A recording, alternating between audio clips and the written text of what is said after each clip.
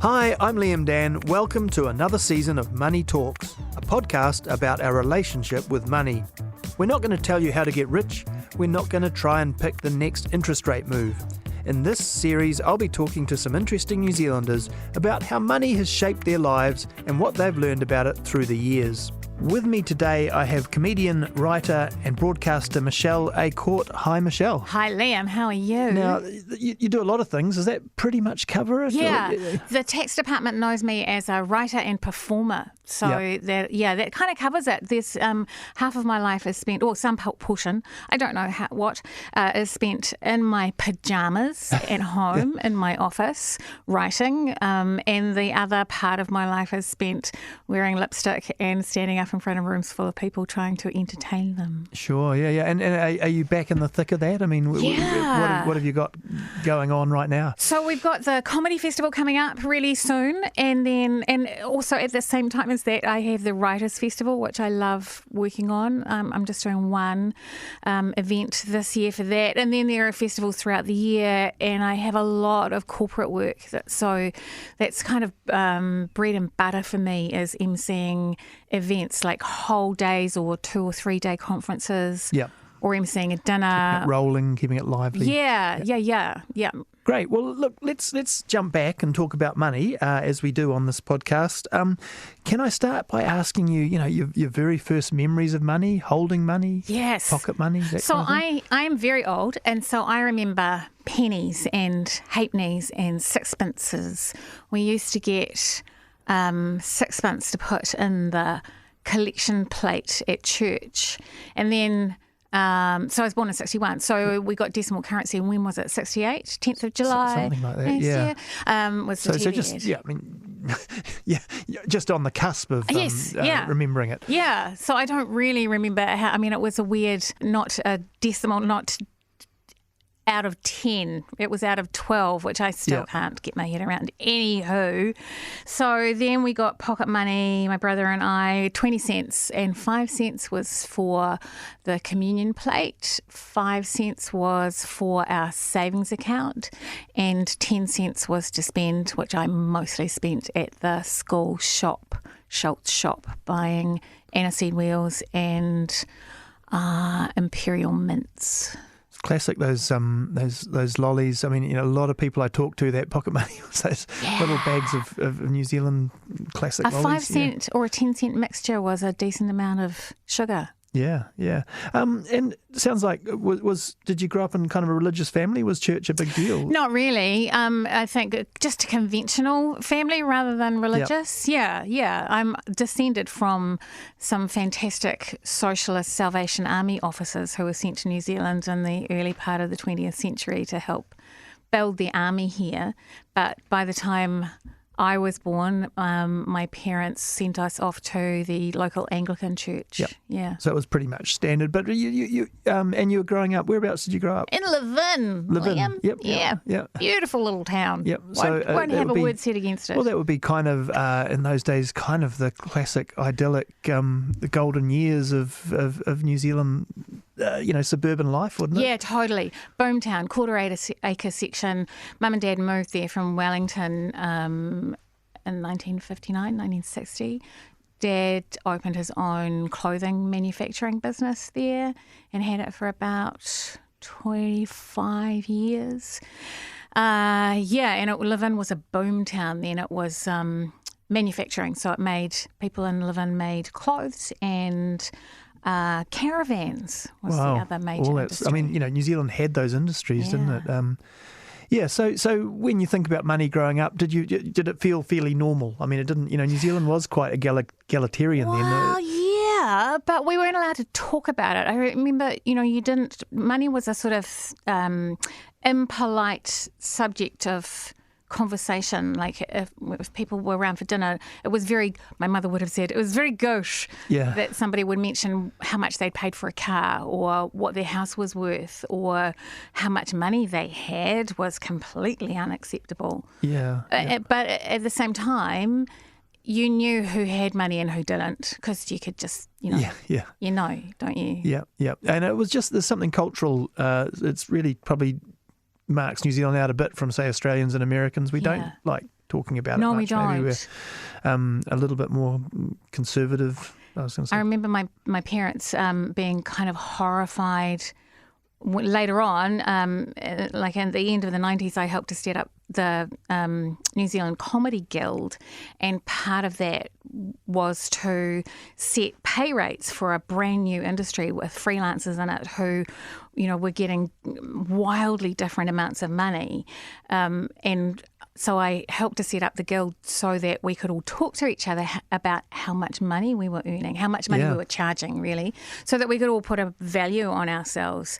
And I can remember my parents being sort of shocked that I was having conversations with my peers about how much we would get paid for doing a job.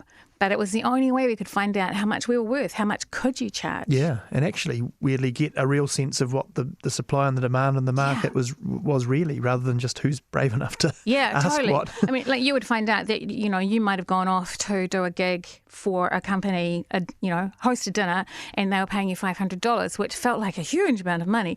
And then you talk to one of the boys who maybe had a radio job and had a higher profile, but maybe not that much more than you did, and they were charging $3,000, and you go, oh, okay, I'm undercutting everybody in the industry. Well, look, I mean, because one of the things about that, and I'll come back to this, is getting your face on tally does tend to help. But before we get there, just when you look at your time through school and university and things, was sort of a career or money ever a focus in that?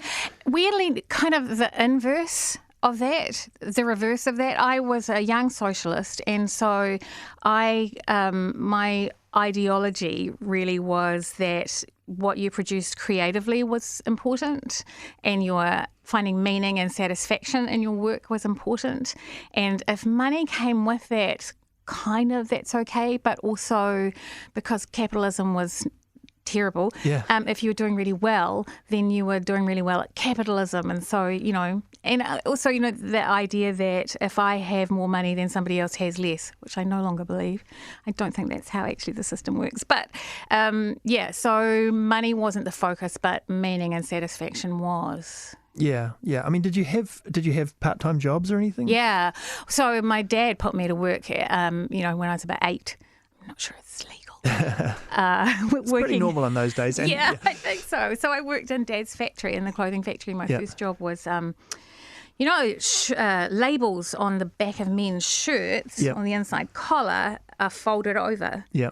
So a person has to iron those two ends to fold them over. Yeah, so they can be sewed on. That was me, so I did that. There you go. That was my first job. Sounds a bit Dickensian, sort of. Up a chimney I had to do it. Yeah. I mean, ideologically socialist, but with a work ethic, obviously. Crazy work ethic. Both my brother and I, we both freelancers, and we both work every hour God sends, and we often laugh about that, about, probably if we both grew up with a socialist ideology, and then we worked like bastards. So, kind of crazy, really. But I loved, money always meant choices, freedom. Yeah. And so you headed to Victoria University, English and drama. Was it? Were you kind of already performing in school plays and things? Yeah, and I started being involved in theatre productions as a very small child. My mother was a professional actor in the 1950s, right? So it seemed very normal to be in plays, to be an actor. I actually I wanted to go to drama school, but I was too young when I finished school, so I took a year and went off and did. I trained as a journalist first in 79, and then instead of going to drama school, went to Victoria and studied English Lit and drama there. Yeah, so you weren't tempted to go straight into a newspaper, which in those days would have been, like real hard-nosed news world. I did those holiday jobs, in offices. I actually went to the Live-In Chronicle and worked there for a couple of weeks, and also, but at Press, was it called Press House in Wellington, where the Dominion was? Yeah, I think so. And the smell of the typesetting machines, and loved it. No, I went to university and worked on the student newspaper on Salient instead, and did some freelance work for National Business Review, and various others. Yeah, it's interesting because most journalists I know, many of them, doing English and things, but usually they do the journalism out the other side. Yeah. I know. As a degree because they don't know what to do with an English degree. I reversed it. I felt like, I genuinely felt, because I was 18 when I finished the journalism course, that I didn't know enough about how the world worked to go and be a hard news journalist. So I thought, and I also still had the hankering, the passion for performance. Yeah. So it seemed like going to work on the student newspaper. I was accredited to the Parliamentary Press Gallery for those years. So working on salient and freelance writing and studying drama seemed like, this is the kind of balance that I've been doing my whole life. Yeah.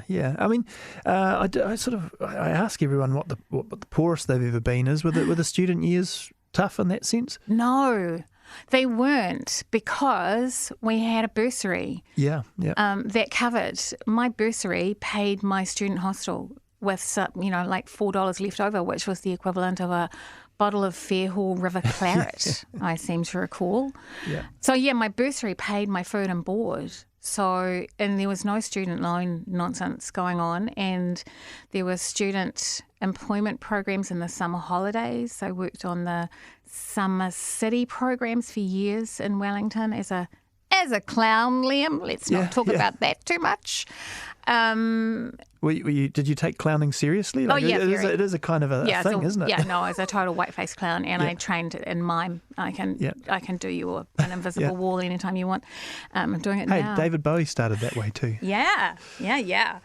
So no, that wasn't my poorest. My poorest, the most terrifyingly, traumatically poor I've been, would be in the late 90s as a separated parent living in a house with a massive mortgage on my own and as a freelancer. Wow, and not quite knowing where the next mortgage payment was going to come from. Yeah, that's tough. Relationship breakups are always terrible for your finances. And, And so that was after you'd had this first flush of sort of TV fame, which I guess, looking at the bio and things, after coming out with the English and drama degree, you went to work more on the sort of comms side for, they would have called comms is what we would call it now. Yeah, I think we called it just publicity then. So I worked for the New Zealand Society of Master Plumbers and Gas Fitters. You're welcome. Yeah. Yep. And then the health department in their education unit, and then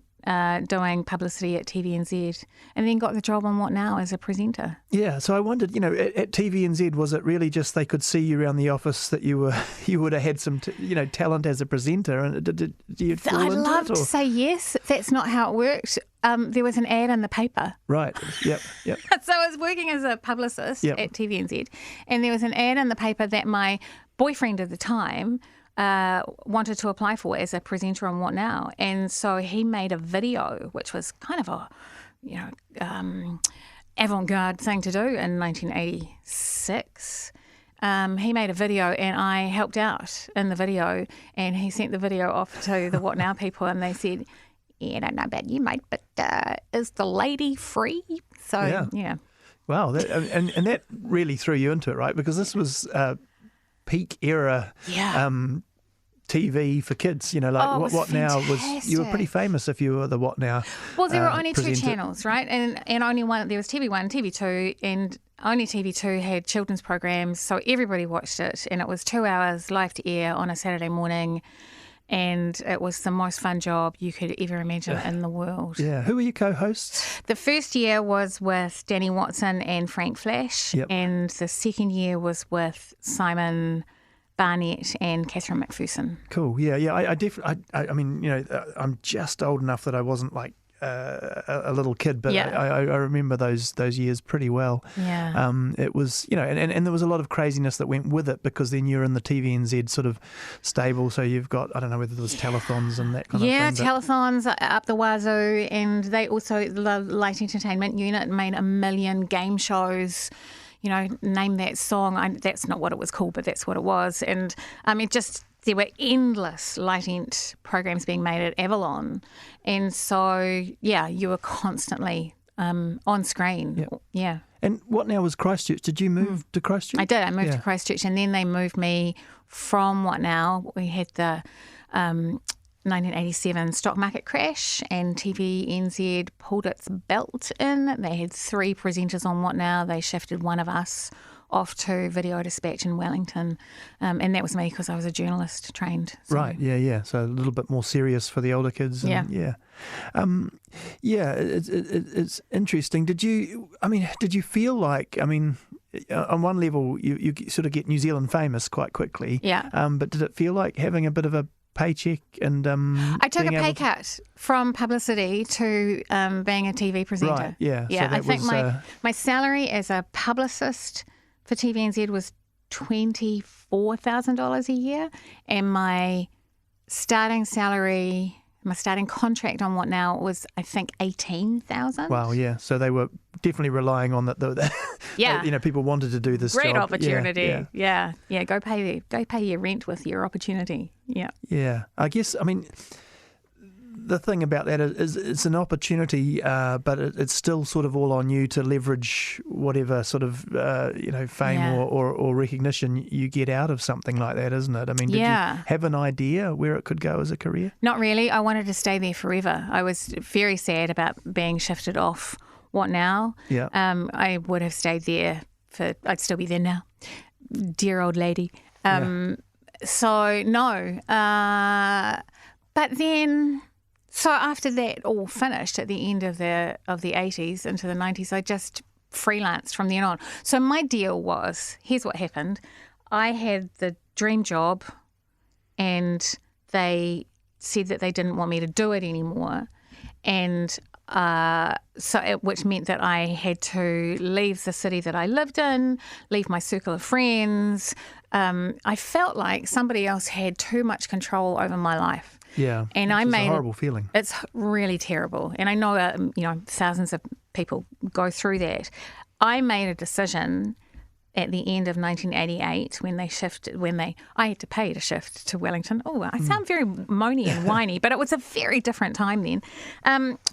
I made a decision that I would never have a job again.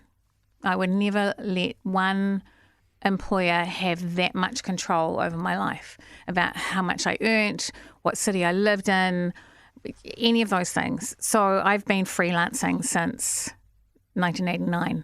Sure. And is there a sense of effectively then going, well, I'm running myself like a small business and I'm the product? Yeah, totally. Yeah. I have had since the late 90s. I have an accountant, I have a manager, and I work through agencies. Yeah, I'm a small business. And it sounds like it was tough for a while when you first get out there and have to sell yourself, I guess. Yeah. So initially I went off to Queenstown and started doing stand-up comedy and worked in radio. And then I made it as difficult as I possibly could for myself by having a baby in 1993. So those years in the 90s were...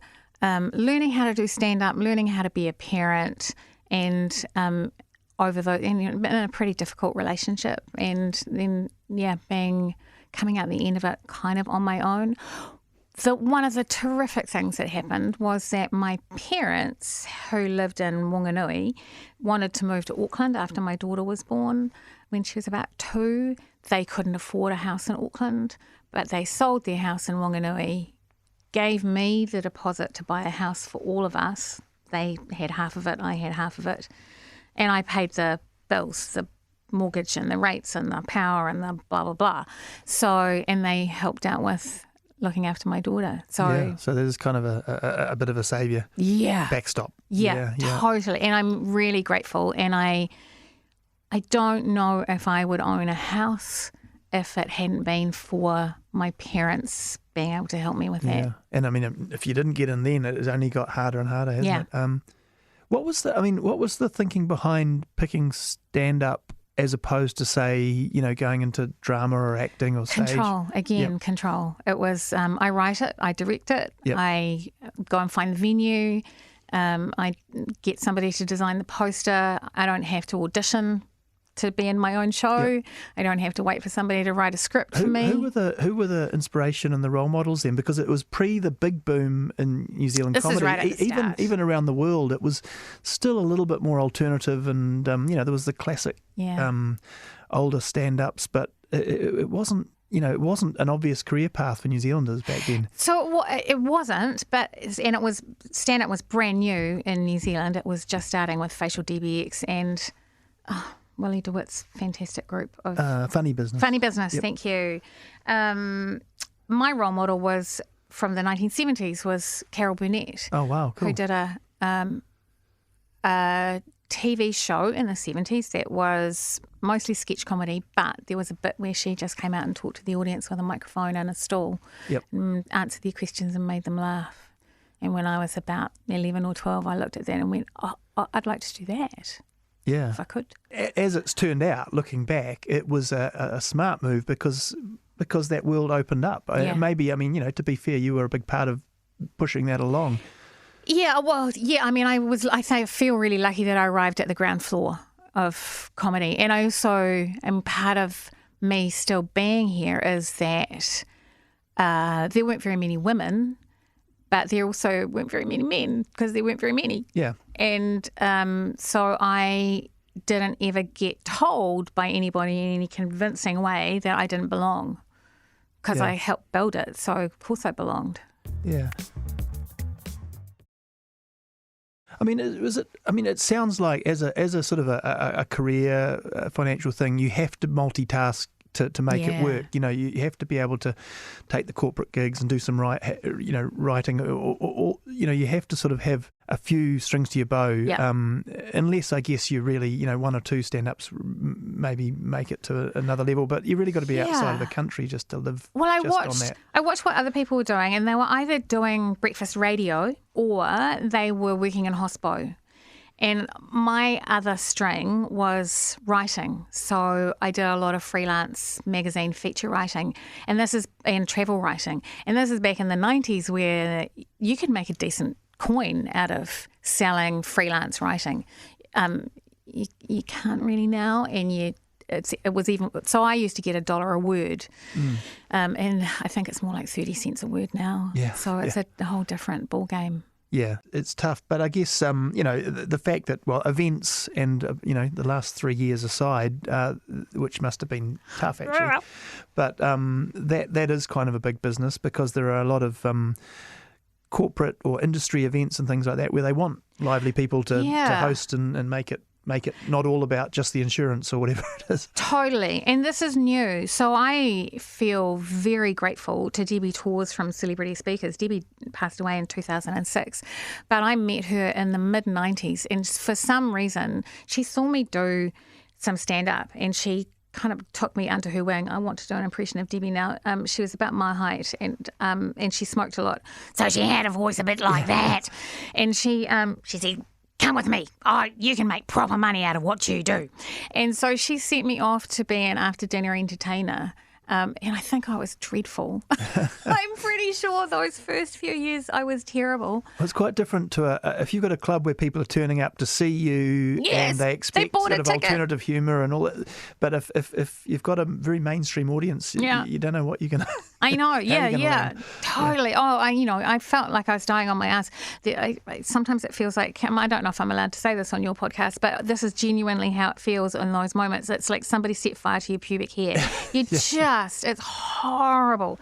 But Debbie just kept sending me out to these events, and who, they might have had somebody like Jim Hopkins or Gary McCormick or something in the past, and now they're having some 30-something feminist stand-up comedian, and it would either fly or it wouldn't. And I learnt so much from those deaths. Yeah.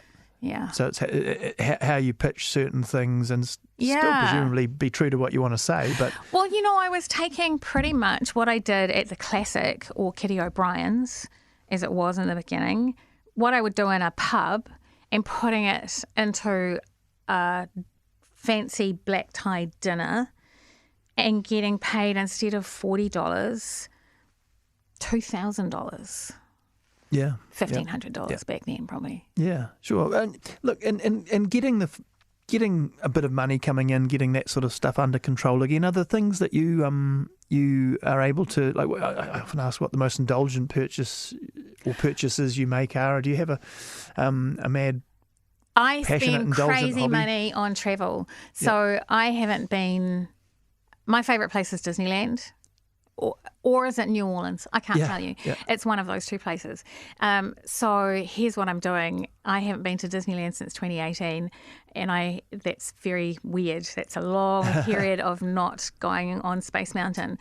I'm going next week for 8 days to California, and I'm going to go to Disneyland for 5 days, and then I'm going to see the opening day of the baseball season at Angel Stadium, and then I'm coming home. And that's just insane. That's exciting. Well, 5 days in Disneyland, that is quite a lot. You must be able to really drill into each section, Yeah, there's a whole new, they've opened the Star Wars. Yeah, they got the Star Wars. And I haven't seen any of that. Yeah. And they've redone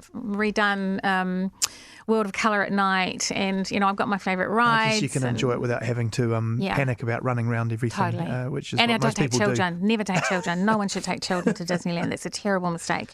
Don't do that. Yeah, I've done that. Great. Well, look, I wanted to ask. We do chat about sort of solving the world's problems a little bit on the podcast, and I guess an interesting way to ask you would be, Michèle A'Court, the sort of 18-year-old socialist. How do you sit on that stuff now? You're definitely still known to be quite political and have a few thoughts on things. Raving lefty. I'm so woke. Sorry about that. So if I was in charge, I would institute a universal basic income. I think about how people's lives would change if they didn't have to worry the way I had to worry in the 90s and the way thousands of people worry now about food and shelter. Yeah. And, we've decided that education can be free and that medical care can be free. I think we should also decide that shelter should be free and basic food should be free. And, the evidence around the world is not that if people have their basic needs met, they will sit around and do nothing with their lives.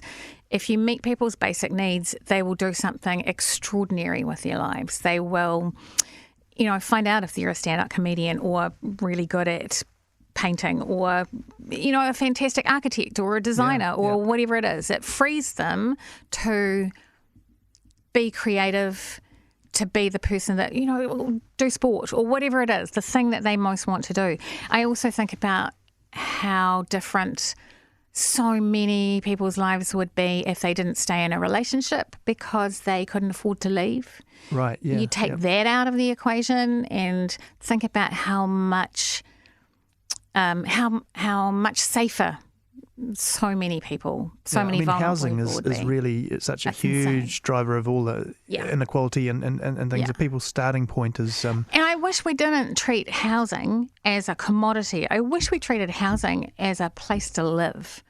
That would be a big ideological shift in this country, but I think it would be it's a almost wonderful thing. Culturally embedded sort of attitude to property investment. I'm one of those economic commentators that sort of berates people for investing. It kills me that people constantly knock on my front door saying, do you want to sell your house? And you're like, no, I live in it.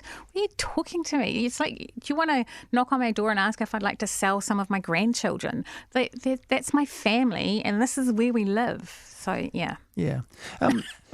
Sort of just, you mentioned at the start that you actually quite like talking about money and you're quite... what when you mention that, what's the driver for that? Is that because you recall those days when you didn't have much, and also the industry was sort of biased towards keeping it quiet? Yeah. I think the more we talk about money, the more money we end up having. If you don't talk about it and it's a secret and it's shameful somehow, then you don't have any. And it was when we all started talking about, well, I get paid this, well, I charge that, well, you're undercutting me or you're whatever it is. That's how we manage to empower each other to earn a proper living and turn my industry from a hobby to an industry, right?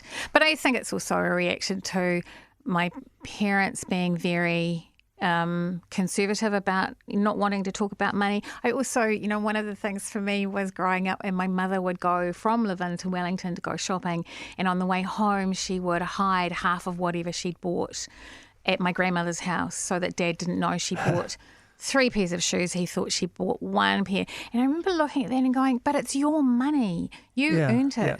Why are you... Stop being ashamed of earning and spending. Money is freedom and joy. Do you think that's a little bit... I mean, when you think about the left and then you think about the people who sort of come through with, I don't know, the right-wing world where you're just moving into the stock market. People, that talking about money sort of helps. Is it almost a cultural thing that on the left in New Zealand, it was bad, so it wasn't talked about? Yeah, I think it's that sense of, if I have money, you don't have money. That's the problem, and I don't think that's true. I think there is actually enough money. It's the way it's distributed that is the problem. It's like food, really. Yeah. There is enough food on the planet. Money itself is a fairly abstract money concept. Is a neutral. Is neither good nor bad. Yeah. But you give it to me, and I have freedom and choice.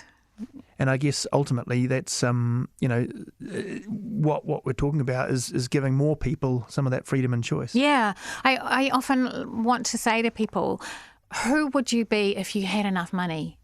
Who would you be and what would you do? Be that person. Yeah. Well, look, that's great, Michelle. We're going to wrap it up there. Thank you very much for talking about money. Thank you. It's a pleasure. Thank you. Cheers.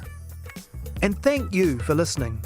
If you've got feedback, drop me a line, liam.dan@nzme.co.nz. Thanks to my producer, Ethan Sills, and our editor, Leanne McDonald. Follow Money Talks on iHeartRadio or wherever you get your podcasts. Catch you again next week.